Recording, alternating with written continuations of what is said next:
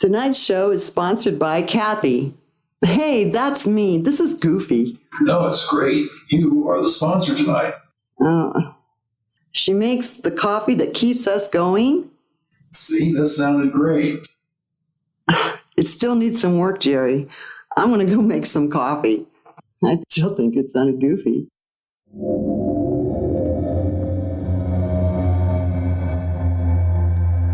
High on a mountainside near the asylum in the ghost town of Jerome, Arizona, you are listening to Jerry and Kathy Wills.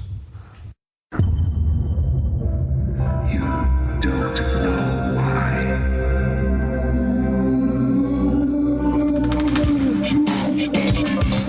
Comments and views expressed on the Jerry Wills Show are those of the people that make them and do not necessarily reflect those of Jerry Wills, the Jerry Wills Show, the affiliates or sponsors, or Channel U.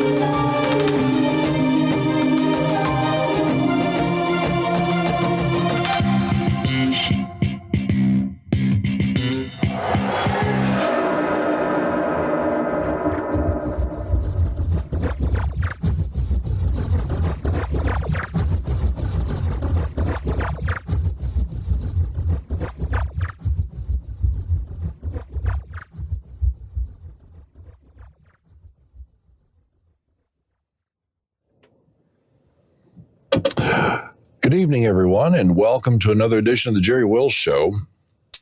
Here we are. It's another Monday night, and I've got something special to tell you about before we get into the show. We're trying out, and I'm watching closely the monitor over here. I'm sure you guys will be watching it more closely than me. But we received the Starlink system yesterday, late afternoon, and today I installed it up on top of the Phaeton.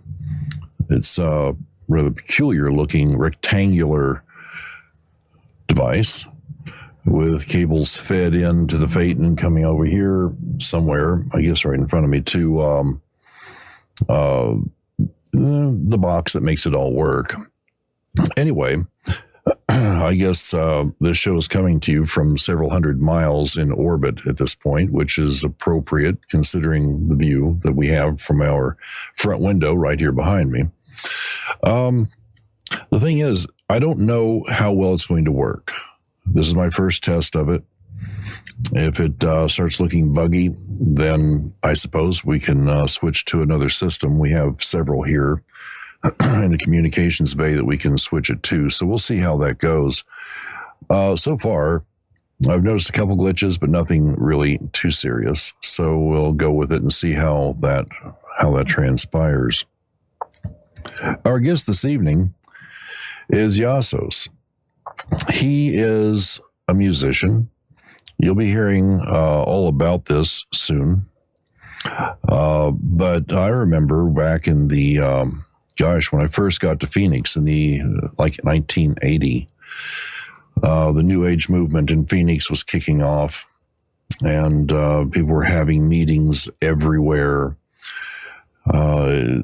Psychics were, sort of coming out of the closet. People were talking about new and very unusual things that you really didn't hear about. At least I'd not heard about in other parts of the country where I'd been. And I felt very comfortable with the entire movement. It's evolved since then, as you all know. It's become something much different, like two different camps. But back then, everyone was evolving, and they were looking for answers, and many were finding suitable answers, things that they felt comfortable with. I guess we were all kind of growing together, and it was very reminiscent of the 60s with the hippie movement, with a little bit different twist, of course. people were channeling angels, and they were channeling ascended masters and ancient beings. Some people were talking to ghosts, and others, like myself, were working towards developing their skills as a healer. So you had a whole variety of things taking place. One of the very powerful elements that would be the foundation for all of this is the music. I think without the music, it might not have evolved the same way as it did. And one of the pioneers, one of the founders of that music, is our guest this evening. I'm really very excited to have him on. I've been a fan of his music for, it seems like forever.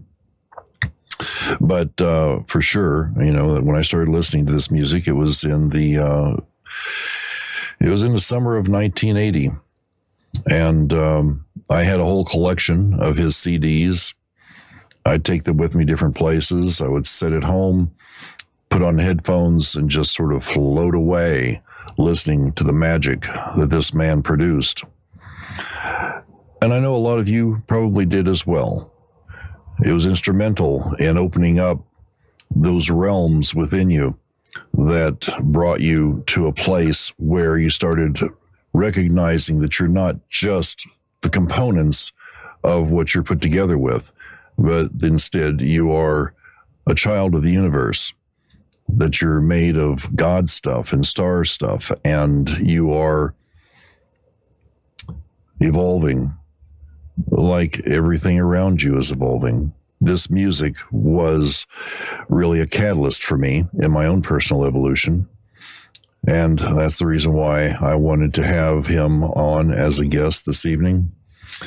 So without any further delay, I'm going to bring him on. Keep in mind, if this recording does have glitches, it's being recorded digitally.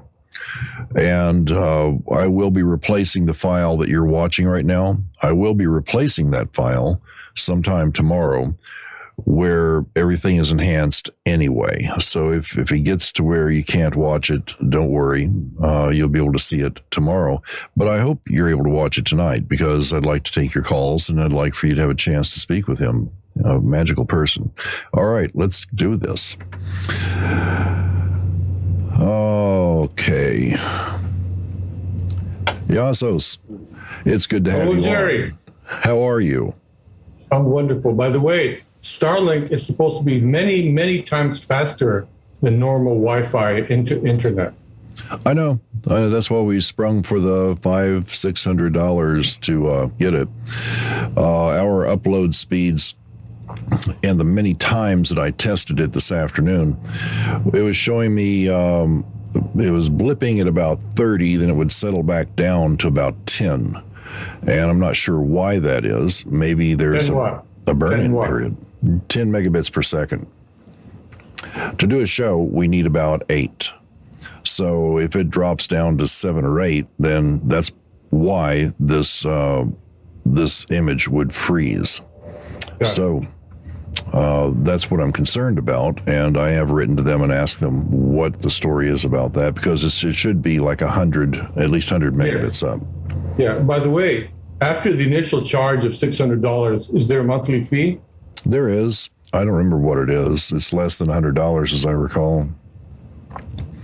We have a 5G router in the Phaeton as well that gives us 30, 40 megabits per second up speed, which is just actually quite good. But some of the we travel around in our RV. We have the broadcast studio here in the RV, and the plan we've been setting for a couple of years because of this business with COVID, but the plan has always been to get out and go traveling and do live shows from wherever we are. For example, a little over a year ago, we were on the extraterrestrial highway outside of Area 51. There is no signal there whatsoever. But with this, we could have. And many of the places we've gone to, that's what the situation is. So this is to be something that is revolutionary for us to be able to make that kind of connection and broadcast from really anywhere on Earth, according to Elon Musk. Yes. Yeah. So if it starts freezing up, they can go and open up another window on the home page. Yeah. Listen to the audio and share Even in the middle of the Gobi Desert. video. Yes, that's exactly right. So tell them about that. So, folks, if it is freezing up and it's unbearable for you, go to jerrywillshow.com. Scroll down a little bit, look for the audio player. The audio is broadcasting through our radio relay server. You can go and listen, at least, until we get the video uploaded tomorrow. So if that is the case, you can still listen to the show. And I will announce the phone numbers and so forth for you who want to call in. But yeah, you're right, IASOS, even in the middle of the Gobi Desert. I mean, we've been in places here in the Mojave Desert where there was no signal, but it would have been an amazing place to have done a show from. You know, Jerry, since I'm seeing you and you're not freezing at all, wouldn't that presume that it's a fairly good upload? Well, there are 3 systems running here. Okay. We have one going to the video broadcast over to Vimeo. We have one going to the radio relay server, which is, where is that anyway? I think it's in Europe. And then, of course, another separate feed going directly to you. So it's, it's a little, it requires a little bit of bandwidth to do this. So, Jerry, is there any particular time limit on this talk we're having? No, not necessarily. I mean, it can be just about any amount of time you want to go. Good. So let's start by finding out about you. I have questions, and I'm sure others do too. When you started, before you started doing this, where were you, and what was the impetus that you had that caused you to move in this direction? Okay, I've told this story many times, but I'm happy to do it once again. I was at Cornell University, 64 to 68, trying different majors, finally anthropology. But in my 3rd year, I realized that music was my real creativity, so I'll focus my life on that.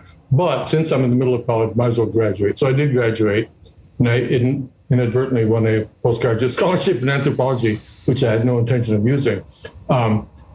What happened was, around 1970, I had a very profound experience.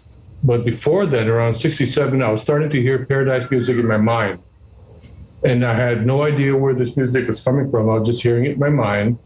And it was very heavenly, very peaceful, but it was unusual. The music was unusual, and also the sounds were unusual. It wasn't standard classical instruments like a trumpet or a cello. It was unusual sounds. And this was before the period of synthesizers. So I had no idea how to do this, but I wanted to do it. I figured, I don't think everybody would like this, but I bet a lot of people would like it. And some deep, boomy voice, a lot of reverb inside my head said, "You can do this." So I decided to really focus my life on it.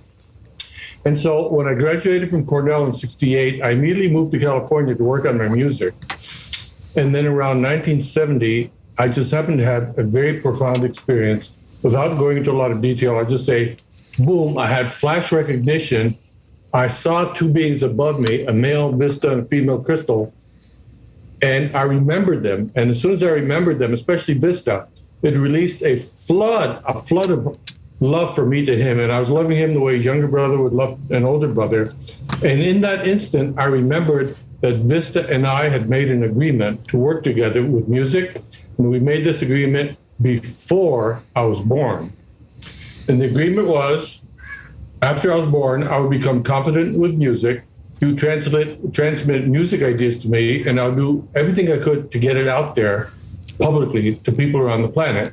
And the whole point of this collaboration was not fame and fortune. The whole point of this was to create music that would help elevate people, help raise their vibration, help them connect to celestial dimensions, help them connect with their own higher self. Wow. So that facilitated the connection. Ever since then, he and I have been working together, and I feel very dedicated to him, very dedicated. When I die, I'm going to go straight to this and say, was it okay? Did I do enough? Was it good enough? Because I have no frame of reference here if I'm doing great or nowhere near good enough or way better than I need to. There's no reference point for me, so I'm only giving the best I have. Yeah, I understand.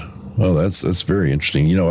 My profound experience was falling out of an airplane hangar and dying, and that's what really changed my life. Voice and so forth. Kind of like you had a voice come and talk to you as well. The music truly is remarkable. I don't know if if our audience has had a chance to listen to the links that I sent out to them, but I was playing some for Kathy. If they want to hear it for free, all they have to do is go to IASOS.bandcamp.com. They can listen to any of it for free, full version. Yeah, and that's what I did for Kathy, because she really wasn't familiar. During the time that you were doing this in the 80s, she was raising children by herself. So, her focus was somewhere different than That's mine. a full-time occupation. Yeah, it definitely That's is. a 24/7 job. So in the evolution of your music, you didn't have synthesizers at the time. So how did you do this?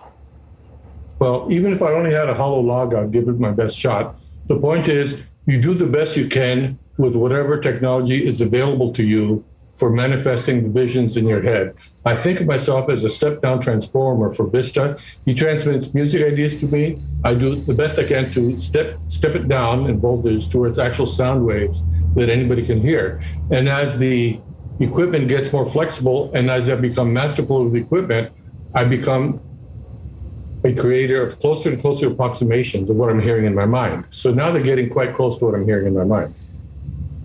What is your latest album? Your latest pieces you put out? The Next Dimension. Okay, that's And right. you can hear that on iasos.bandcamp.com. Sure. So with the type of music, at the same time you were doing this, I know there were some other artists out there too. The one that comes to mind is Stephen Halpern, but there were quite a number of other artists out there. Yeah, Stephen and I are buddies. Yeah, I was going to ask if there was any collaboration, any conversations. How did that work out? Well, the original album that I released was Interdimensional Music, and the original album he released was Spectrum Suite, both released in 1975. And my electric flute playing was on his album, so I was actually on both of them. And those two albums officially began New Age Music. Yeah, they sure did. I remember both of those very discreetly. Since then, of course, there's been a lot of other artists. Have you managed to meet or work with any of those folks? I'm pretty much a loner. I don't really work with other musicians much. There are exceptions. If Vista tells me work with such and such a musician, I will, but that's very, very rare. He basically tells me, you and I are all we need. Let's just do it, stay focused, and not get off on detours working with other musicians. We've got a lot of important work to do. Stay focused on it. So there are a few exceptions where he's recommended that I work with other musicians, and I always have done that. But usually I'm just a loner. However, I do have many friends that are musicians. Sure, and I would imagine. Yeah. I would imagine so. Have you put any of your music with visual accompaniment? Yes, as a matter of fact, 1980, I worked on one called, I released it in 81, it's called Crystal Vista. It was originally a DVD. Now it's available as DVD, or even people can get it as MP4 video if they prefer, which is slightly better quality. But a few years ago, when I released my Realms of Light album, I thought the music was very visual, so I thought it would make a great DVD. So I looked around to see who's doing visuals that might fit, but nobody was doing the kind of visuals I wanted to see. So I figured, no problem, I'll do it myself. So it took me 4 years to master video special effects to the point where I felt I was ready to begin working on it. 2.5 years to actually create the visuals that were tightly synced with the music. And that's called Realms of Light, the DVD. And I'm very proud of it. Because the visuals are very tightly synced with the music, like Fantasia, where boom, things happen at the same time. Right. Yeah, that's a lot of fun. I was in a band called UFO, and we had a visual track that was created from, as we made the music. It was all original. And we had this huge projector that had the visuals going while we're there live playing. And we had worked on it for years and years until we got it to where everything just synced right up. And it was just a nonstop 2-hour concert. Some people said it reminded them of Koyaanisqatsi about, the way it all just blended. Because it wasn't any one particular rhythm or even genre of music. It was moving around through different genres and different rhythms. Ever since the 1970s, all my concerts have been multimedia. It was never just music. It was always music and visuals. It started off with a slide projector, then 2 slide projectors, then a dissolve unit with 2 slide projectors, and then 2 kaleidoscope projectors, but now just 1 video projector. Right. Where were you doing your... All over the world. So you've traveled around a lot. Yeah. Were you received by everyone in the different parts of the world pretty much equally? I mean, you had a lot of fans, I'm sure. Did you see that there were people that were different, the way they responded to it different in one place than another is really what I'm curious about. Okay, the difference is not where I am, but the consciousness of who's listening. If people are in a mindset or consciousness similar to mine, they love it, it's the highest music on the planet, stuff like that. And if they're in a different mindset, it's just crazy, horrible noise. Turn it off. Got it. Yeah, I know one of the things that we were doing was, we were always promoting the idea of higher consciousness through music. And we try to project that essence, that spiritual and soulful essence through ourselves and out onto the audience. Yes. As we were playing. God bless you. And it seemed to make a hell of a difference, people really responded. Yeah, the intention the musician puts out is the radiation that people receive. Yeah. And if you're going to be making music, it's another extension of your awareness and of your spirit. I mean, the soul inside of you just broadcasting out. It might not be light this time, it's music, but it's all light in some form. Yeah, basically, the way I say it is musicians are merchants selling emotions served on the platter of sound. It goes from the heart of the musician to actual air sound waves, which goes to the listener and gets translated into emotions again. So from the heart of the musician to the hearts of the listeners. Yeah, that's very well stated. I agree with you completely on that. Did you have any favorite places that you journeyed to that, you'd say, I've got to go back and do that again? Yeah. I have a favorite place for my soul and a favorite place for my body. My favorite place for my soul is Delphi, Greece, which is one of the power spots on the planet. And most people like it because it's visually spectacular because of all the temples on the hillside. Right. That's not what makes it special for me. What makes it special for me is it's such a power spot that when I go there, it feels as if my skull is removed and I have direct access to the stars. I get really high just being there. So that's the favorite place for my soul. And the favorite place for my body is Bora Bora, one of the Tahitian islands. That's, Mark Twain said it's the most beautiful place on the planet. And I think he's right. I've not been there, but I have been to Greece. And I know what you're talking about with Delphi. Yeah. For the Americans listening, we call it Delphi, but it's Delphi. Yeah. And you're right. What a remarkable place! The Temple of Neptune, the Temple of Saturn. I mean, Greece in particular is just such an incredible place. I just can't get enough of that area. And I'm sure when you're playing music in these places, the music must be much more profound than otherwise. Well, once when I was in Athens at night in the Plaka area, the nightclub area, I could see the Parthenon up above because it's on top of a hill. Yeah. And at nighttime, they don't light the hill at all, but they have huge spotlights on the temple. Right. The Parthenon. So it looks like a temple floating in the sky at night. And while I was there was some telepathic goddess voice in my head said, "You should go to the Parthenon now." And I telepathically responded, "Well, I'd like to, but I know that they lock it up at night." She said, "Go to the Parthenon now." I said, "Well, they lock it up." So I go to the, well, wouldn't leave me. I was, okay, fine, I'll go. So I went there and I managed to sneak in and I had the whole Parthenon to myself.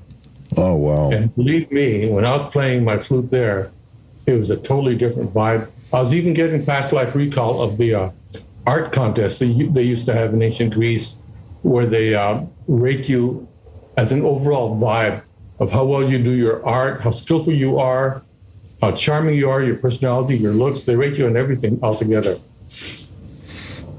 And what did you play? Was it something that you have played before that we might recognize, or is this something just arbitrary? No, you wouldn't recognize. I was just soloing on my flute, playing different things, but it was very much in the key of A. Yeah, I did something similar on top of a mountain in the Andes with a Peruvian flute. Yeah. It's very hard to play when there's not that much air. Yeah, I bet. You know, the thing is, when you're in the Parthenon, normally during the day, it's filled with tourists with vendors, transistor radios, and talking. So you don't get the same vibe of when it's just you and the Parthenon. Wow. Yeah. Same with Machu Picchu. I've been in there after hours many times. Yeah. The energy of the place is pristine, and I'm sure the Parthenon would be the same way. Wow, what an experience. Exactly the same. They're both power spots. Yeah, they are. They really are. I'm kind of running out of questions because... Oh, come on. You got to have more questions. I'm trying to think of a couple different things that I was considering earlier. You know, Kathy, have questions? No, she's over here monitoring the broadcast console, so I don't know if she has questions or not. Okay. The Keep freezing up. what's that? I said your video keeps freezing up. Yeah. Well, she says the video freezes up periodically. Where you are now, I believe you said you were in Hawaii. Yes. Are you doing shows there? No, I'm waiting for all COVID restrictions to stop, and then I'll do shows. Oh, yeah. I already have a place lined up. Well, that sounds exciting. Yeah. With the new technology that we have you considered doing live broadcasting during your show? Yeah, some of my friends are urging me to do that, but that doesn't turn me on at all. I have no interest in that. I just want to do it live where we're in the same room. Mm-hmm. Because that way it's more interactive. I sense their energies and I can respond to their energies. The other way is just like a monologue, just like a one-person conversation. Well, yeah, I guess you have a point there. Of course, if you're in front of a live audience, it might be a little different.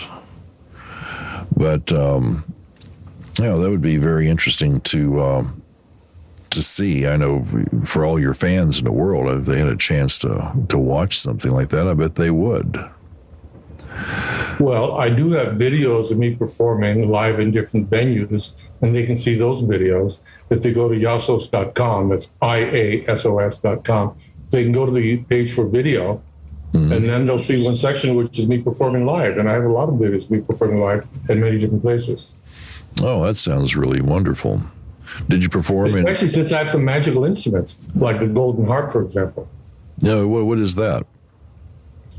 Well, it's the electronic way to create harp sound, but it doesn't have to be the sound of a harp. I have two strips, and I can define the scale and the key for either strip, and it triggers MIDI note information. So I strum the strip, it triggers notes on that scale. But it doesn't even have to be a harp sound. It can be bell sound, any sound. Oh, wow. Yeah, it's a wild thing. It's very ecstatic because when I play it, it sends ripples up and down people's spine, and that, in effect, tends to create ecstatic feelings. Each live instrument I have is a magic instrument that has different types of effects, and that one just creates ecstatic feelings through the ripples up and down their spine. I have another one, which is electrified zither going through special effects, and that has the effect of melting people's heart. And it takes about 4 seconds of that sound, and people's hearts are just melted. Wow, that sounds remarkable. And of course, you've got all these sounds on your albums as well, I'm sure. So when you're going to be going to doing some shows after this COVID business, and it seems like it's not even real too much here, because here in Arizona, there are no restrictions. You know, the only people walking around wearing, you know, the masks are folks who didn't get the memo yet. The ones believing the mainstream media. Yeah, exactly. But less and less people, you see them walking around like this. When you go into stores, you don't need to wear them? No. Wonderful, wonderful. No, even when they had some semblance of a requirement, we wouldn't wear a mask. It's just ridiculous. Why wear a mask? Well, I know. All it does is weaken your immune system. Yeah. So, you know, we got kicked out of a few places. They tried embarrassing us, and instead they became embarrassed. But no, we never really ascribed to that at all. It just was a ridiculous thing to impose upon people. Viruses can pass through even an N95 mask as easily as a seagull can fly under the Golden Gate Bridge. Yeah. Yeah, I know. I've seen the science on it.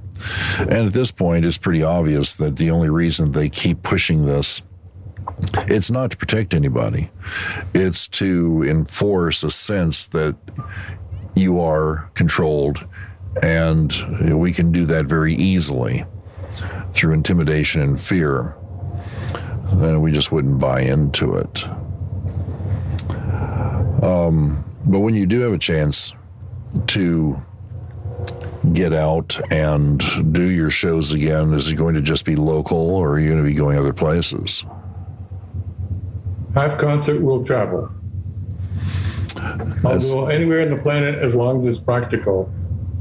But I would not want to go in a place with high radiation like Fukushima. No, I wouldn't want to do that either. That's yeah, not... but most places I'm just happy to go as long as it's practical. Sure. Do you feel that your music, of course, we all know that music has quite a transcendent aspect on emotions and the soul and the intellect and so forth. But do you feel that your music has the ability to alter the world? I know a lot of musicians feel that way. I would never presume that, but I would say that my music can alter the consciousness and the feelings of people that are receptive to my music. And then when they're in that altered consciousness, they improve the world. Yeah, very good. I don't remember ever hearing any lyrics with your music, though. It's just music. Is that right? Yeah, I want to keep it left brain hemisphere only. Well, I've certainly enjoyed it over the years. I really have.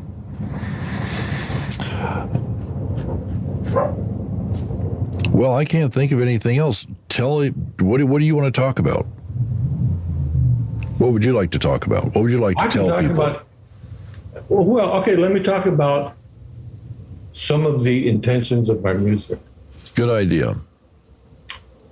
One of the intentions as I work with Vista, because I think of myself just as a humble representative and step-down transformer and co-partner with Vista, is to subtleize people's nervous system, to make it sensitive on subtler levels.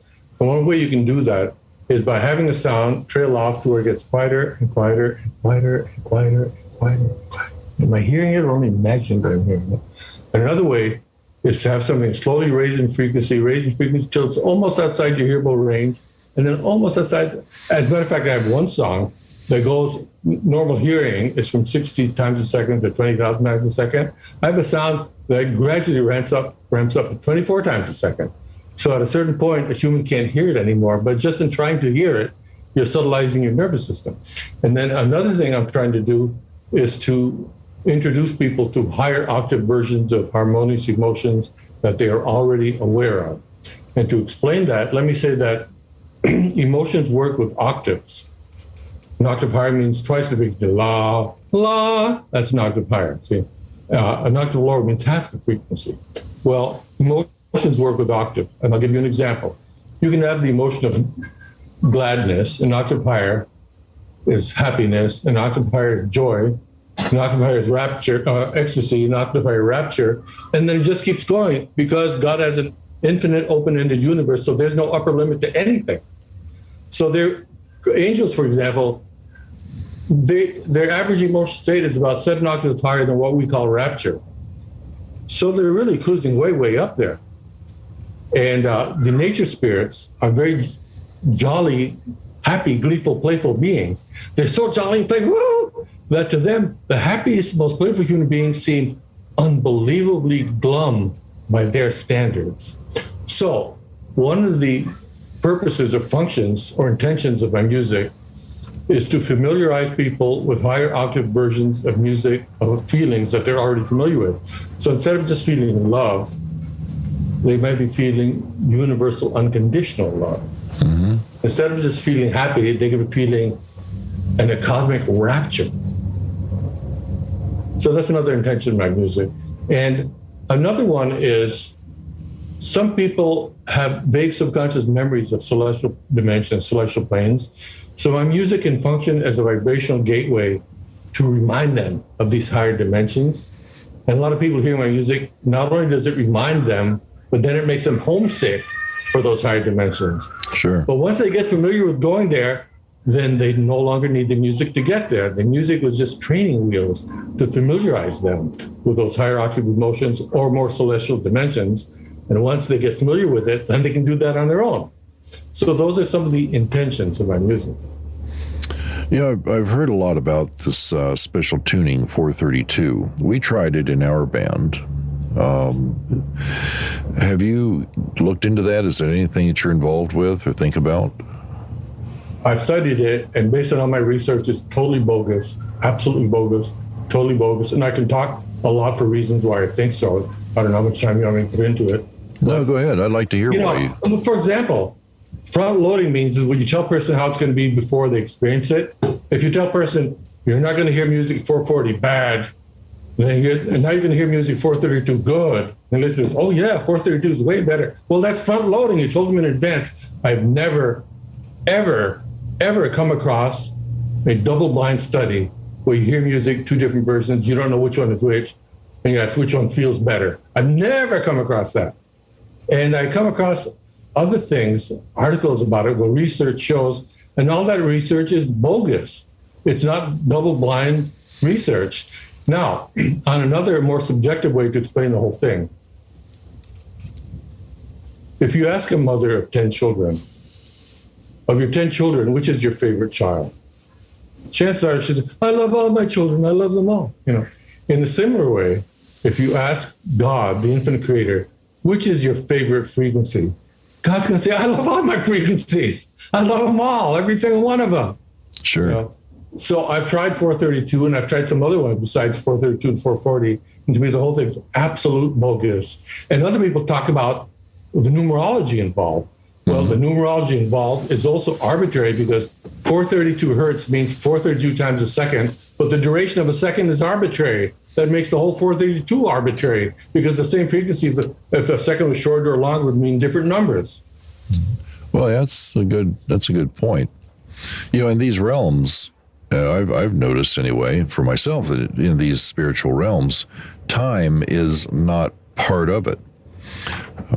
Time and distance and everything focused on frequency, it sort of takes away from that particular observation I've had. Of course, I mean, if things aren't in tune, then it becomes pretty obvious there's something not quite right there. Yeah, well, the funny thing about it is this. At a certain point, I realized that time is an illusion, space is also an illusion, and our consciousness is like a projector that projects time and space. But it's really only here now. There's only one point in existence. Everything else is an illusion. But then I also realized that being a music creator, I'm a time architect. An architect creates forms in space. As a musician, I create forms in time. Then I realized, well, wait a minute. If time is an illusion, then I'm an architect of an illusion. Well, that's a different way of looking at things, isn't it? Yeah. Well, we tried the 432, and like yourself, it was basically, what's the point? I don't really notice any difference except we just tuned everything differently. Yeah, no different. I didn't notice any difference either. I couldn't tell a difference listening to one bit of music from another bit of music. And it's like, okay, it sounds like the same song, just slightly different, but I couldn't say it's better. Yeah, now for me, I don't have an axe to grind. I'm neutral as far as frequencies go. I don't care if 432 is better, or 440 is better, or 458 is better. I don't care. I'm just open and neutral, but I'm open to critical thinking rather than just believing something because someone else said it. Yeah, well, and of course, for myself, it was a scientific inquiry. I wanted to know if there's actually something to this. And I guess, it was one of those deals where you just have to go and find out. And once you do, it's like, this is a nothing.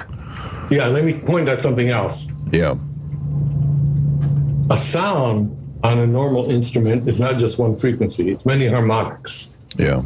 Double the frequency, 3 times the frequency, 4 times, 5 times, all the way up, okay? That's why a violin sounds different than a flute sounds different than a French horn sounds different than a trumpet, because they have different relative loudnesses of all the harmonics based on fundamental bottom frequency. Right. So that's just for one note. The only thing that doesn't have any harmonics is a sine wave, and most music doesn't use a sine wave. Right. So each note has many, many harmonics, meaning many, many frequencies, and the notes are changing all the time, and you have many instruments are changing all the time. So when you realize all the frequencies involved, they're both hitting 432 and 440 a lot, both of them. So what's the importance of the difference which one when they're both hitting a lot of different frequencies? What if the song is not in the key of A, but key of A flat or B flat, Sure. Yeah. No matter what you do with music, it's hitting many frequencies, including 432 and 440. Well, and I like I say, I've taken a look myself. I don't see that there's any difference to this whatsoever. What would convince me is a double-blind study where the person administering the frequencies doesn't know which music is which frequency, and the people listening to it and judging how good it feels don't know which frequency is which frequency. That would convince me. Mm-hmm. Well, yeah, I suppose it would go a little ways towards pointing you in that direction. But, it's kind of like, for me, it's just as simple as black and white. Either it is or it isn't better. And when I can't tell the difference, then there isn't any black or white. It's just all white. And so just go with that. Yeah, we're in the same camp on that. Yeah. All right. Another subject. What else? You want me to talk about anything? Anything. Okay. My music, when I do concerts, is always multimedia. Even when I first started, just projecting images for one slide projector, and evolving since then. The reason for that is visuals and music can work together as a team. As a matter of fact, the being I work with, his name is Vista. Vista, seeing something. Right. And the reason for them working together is this. Music does not have the responsibility or duty or obligation, but it has the ability, the possibility of inducing divine emotions. Mm-hmm. Likewise, visuals have the ability to induce divine thought forms. When the visuals and music are working together synchronistically, the combined effort of divine emotions and divine thought forms can pop a person into expanded states of consciousness. That's why I released my DVD, Realms of Light, which took 7.5 years to create. And that's why all my concerts, no exceptions, are multimedia. I remember sitting on top of Uxmal in the Yucatan Peninsula. Have you ever been down to the Yucatan, down to Mexico? Not yet, but I want to go. It's a very interesting place. Chichen Itza, Uxmal. There's this whole string of places you can go to down there. It was a spring morning, and I was sitting on top of the pyramid at Uxmal is a rounded pyramid. It's not like a step pyramid at all. It just has it's like rounded. And I was sitting up there, I had the little Sony Walkman with me, playing a tape. I was playing your music and the little headphones that came with it. And I sat there and watched the sun come up. And I'm sure this must be your first album I was listening to. Interdimensional music. Yeah. And I was just sitting there just listening to the whole thing. And when it was all said and done, I just had to sit there a little while longer just to kind of recover and get myself back into a place where I could move. Because, when you're at a place like that, getting up to the top of Uxmal, it's no small thing. I don't even know if you can still do it or not, but it's a hell of a climb. And I was going down the backside of this pyramid, and it's an even more treacherous descent than it is going up the front part of it. It's much steeper. But I remember the birds and the clouds and the sun coming up in the mist across the entire complex. It was a very transformative experience.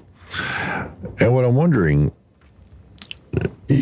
for people who have listened to your music, that have had experiences, when you're playing this music, you're having this experience as well, aren't you?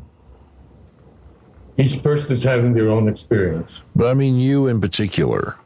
I mean, you go into this space where when you're performing it, you're going into this space and you're like somewhere else doing this music, right?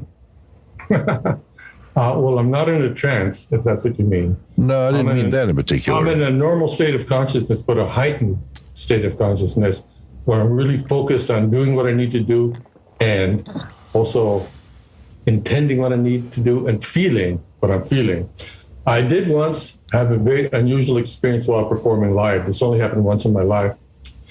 There was a rainbow festival in Mount Tamalpais in Marin County in California, which is high up a mountain. They have a Greek amphitheater. When I first saw it, I said, oh, they built this just for me. As it turned out, I did perform there at a big performance with many, many musicians. I was just one of them. And the audience was totally filled with hippies, all ripped on all kinds of psychedelics. Grass, mushrooms, acid, everything you can imagine. So you know that when you're performing, you get energy from the audience because they're all paying attention to you. And where attention goes, that's where the energy goes. So I was getting a lot of energy like I do in any concert. But in this case, they were all on incredible psychedelics. So there I was playing my electric flute, barefoot because my big toe presses buttons while I'm performing to do different things. Playing flute, and I'm having a good time, and everything's sounding good. Then suddenly I find myself above my body, looking down, watching myself playing flute. And I thought, gee, that's strange. Well, I guess it's okay. He's still doing it. Seems to be all right. He's not making any mistakes. He's still playing flute. I think seems okay. So I guess that's all right. And boom, next thing I'm back in my body playing flute. So that was a pretty strange experience. No one noticed a thing. They thought it was perfectly seamless, the whole thing. That was unusual, but I'm sure it was the result of all the energy I was getting from everybody. Sure. Yeah, one of the things I was thinking while you were talking earlier, and this brought it back to brought it back around for me, is the many times that we have been in the Amazon doing ayahuasca. Your music would be perfect for that. That's one thing I've not yet experienced, but I want to. Well, if you can get down to the Amazon, I can hook you up. I know the right people. I'll remember that. Thank you, Jerry. You're very welcome. Kathy and I have traveled back and forth between here and South America. I don't even know how many times. I started back in the late 80s, and Kathy and I got married in 97, so I'd already been doing it about 7-8 years by then. And she and I have been going back and forth for the past 25 years, minus, of course, the 2 years of this COVID business. But we've lived in the Amazon, lived in the Andes.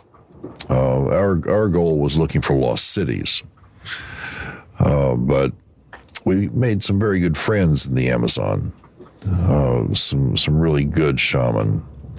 So, if you ever decide you want to do that, I know exactly who I would connect you with. Which country? In Peru. Thank you. Yeah. Thank you. headwaters of the Amazon, there's a place we stay called the Amazon Rainforest Lodge. I have a question. Yeah. When you take your ayahuasca, Mm-hmm. do you find yourself listening to guidance from some female goddess spirit? Yeah. Yeah, a lot of people do. Very first time I ever did ayahuasca, I wasn't going to. I'll explain. When I was 18 years old, the mailman, I was trying to be a hippie. I just never made it. It was back in the hills of Kentucky, and there weren't many hippies there. Damn hippies.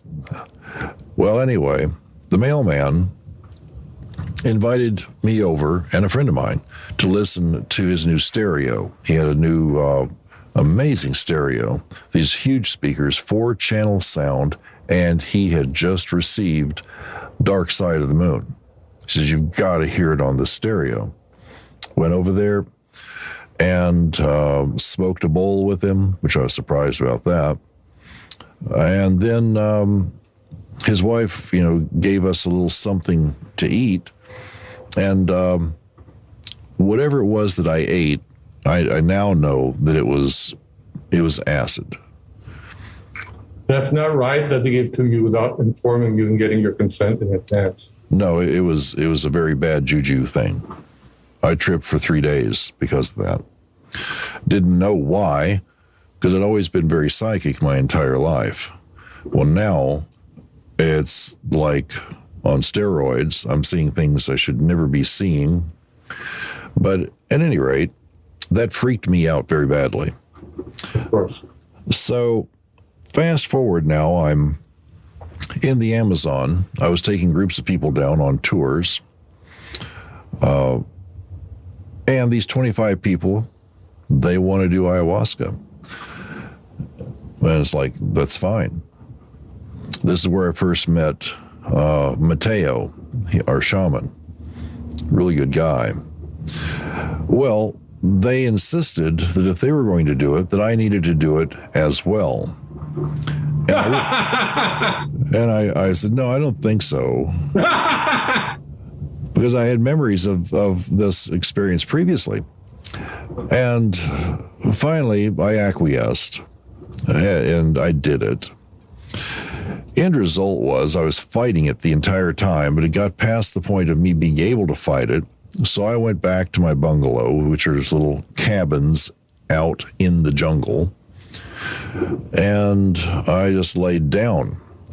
And I was in and out of being awake and asleep. I didn't really sleep much. But as dawn was rising, I noticed I could hear a drop of water moving down a leaf, and it was loud enough to where I had to lean up out of bed and take a look and see what the hell that sound was. I'd never really heard a sound like that. So I'm thinking to myself, this is madness. I should never have done this. And it was just about at that moment that this woman's voice started talking to me. It wasn't soft and kind and pretty. It was a woman who was like, well, the way maybe your wife would talk to you. What's wrong with you? Why are you doing this? We need to talk. And, a strong woman like Kathy. So I sat there, with my back against the wall and had this conversation. And was shown if I closed my eyes, I was off someplace else, and she's showing me these things. And I'd realize my eyes were closed. I'd open my eyes. I was back in the room. She's still talking to me. And so it just went like that. And she showed me a great many things and told me there was no reason to be afraid, that the whole point of all of this was to achieve a much greater level of awareness. And I said, well, higher consciousness and all that. She says, no, awareness. You're looking for greater awareness. So we had that conversation, and it was a woman. And since then, Kathy's actually done it more than I have at this point. But it's always the same thing. except whatever you learn, whether it's your first time or if you are like us now, many years later from the first time, and having done it many times since then, you don't forget anything that happened during any of those ayahuasca ceremonies. You remember every little detail. Yes. It's just indelible in your mind. And I tell people, if you're interested in really, I mean, just we all like to think, well, maybe not all of us, but there are those of us who like to think that we're pretty tuned in, pretty sharp psychically, and we don't really have a point of reference to be able to say if we are or not, because it's very subjective. Not only that, it's an infinite ladder. It is. No matter how tuned in you are, there's always room for more. So it's all relative term. Yeah, that's exactly right. With ayahuasca, you get to see yourself very clearly where you are, and you can take a look toward the horizon and see where you could be. And if you were there, it continues to go even farther. Yes. That's why we just kept doing it, over the course of 20 some years. It just goes and goes and goes. So if you're ever inclined to do that, I know just the people. Thank you. Thank you. Have you ever, and this might not be a fair question because I've had people ask me this question, so I guess it's not a problem asking you. People have asked me many times when I was playing music, when you're playing music, are you, because I used to have a little bottle of ayahuasca, just a few drops into the tongue, boom, you're just right back there again. Really, a few drops? Once you've done it enough times, yeah. And how many minutes before you're feeling it? Instantly. Wow, that's impressive. You're walking between worlds. Yeah. I would not have believed that to be the case if I hadn't experienced it.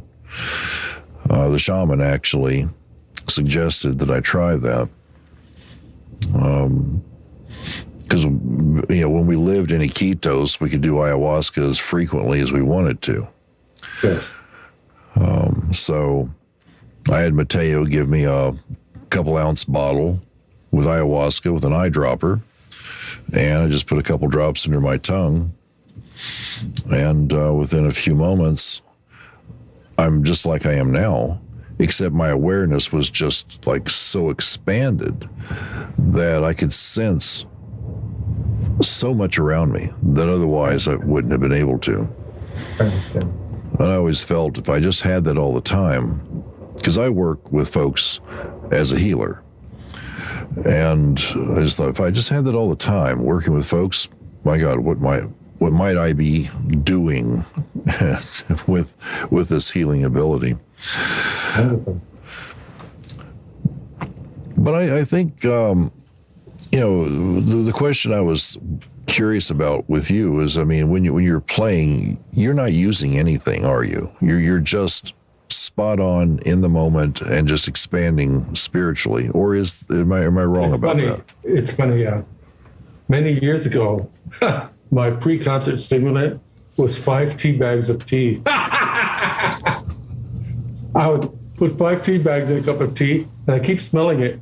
And as soon as I smell the tannic acid, I take it out and I drink that, and I'd be so wired, And then more recently, it was coffee. So it keeps changing.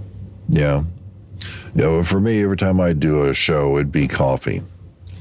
Couple cups. Well, you have to be careful not to take really trippy things, because I have to deal with a lot of electronics, and I need to be on top of it so you don't get screechy things that you don't intend.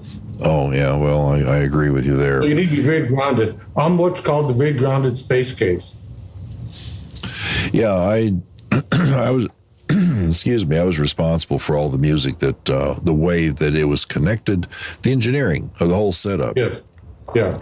So I couldn't be anything but just, in the moment, focused on what I was doing and moving towards the perfection of that. But I've known other musicians that have done things. There's these these guys in Cusco. I can't even begin to pronounce the name of their band, but they would drink San Pedro before they would start performing. Wow. San Pedro is a lot different. It's a lot different than ayahuasca. If you've enjoyed this podcast, please subscribe and leave us a comment. Subscriptions and your comments cost nothing, but it really helps us out a lot. To hear the entire interview you were just listening to, and many, many other amazing interviews within our archives, please visit jerrywillsshow.com and become a member. Your membership supports our ongoing broadcasts. That's jerrywillsshow.com. Thanks for listening. We hope you enjoyed this program.